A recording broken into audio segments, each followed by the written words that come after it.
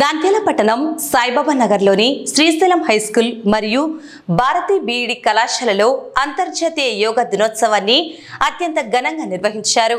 ఈ కార్యక్రమానికి ముఖ్య అతిథులుగా విచ్చేసిన ప్రముఖ యోగా ట్రైనర్లు విజయ, గౌరీ విద్యార్థులకు వివిధ రకాల యోగాసనాలను నేర్పించి వాటిని స్వయంగా చేయించారు. నిత్య జీవితంలో యోగా చేయడం వల్ల కలిగే శారీరక, మానసిక ప్రయోజనాల గురించి విద్యార్థులకు ఈ సందర్భంగా వివరించారు. అనంతరం విద్యార్థుల చేత యోగా ప్రతిజ్ఞ చేయించి వారిలో నైతిక విలువలను పెంపొందించేలా దిశానిర్దేశం చేశారు. ఈ సందర్భంగా విద్యా సంస్థల చైర్మన్, మాజీ పార్లమెంటు సభ్యులు పోచా బ్రహ్మానందరెడ్డి విద్యార్థులకు, అధ్యాపకులకు యోగా దినోత్సవ శుభాకాంక్షలు తెలియజేశారు. భారతదేశంలో దాదాపు 5,000 సంవత్సరాల క్రితమే యోగా ఉద్భవించిందని, మన దేశం నుంచే ప్రపంచ దేశాలన్నింటికీ యోగా విస్తరించిందని ఆయన గుర్తు చేశారు. ఐక్యరాజ్య సమితి సైతం దీని ప్రాముఖ్యతను గుర్తించి అంతర్జాతీయ యోగా దినోత్సవంగా ప్రకటించడం మనందరికీ గర్వకారణమన్నారు.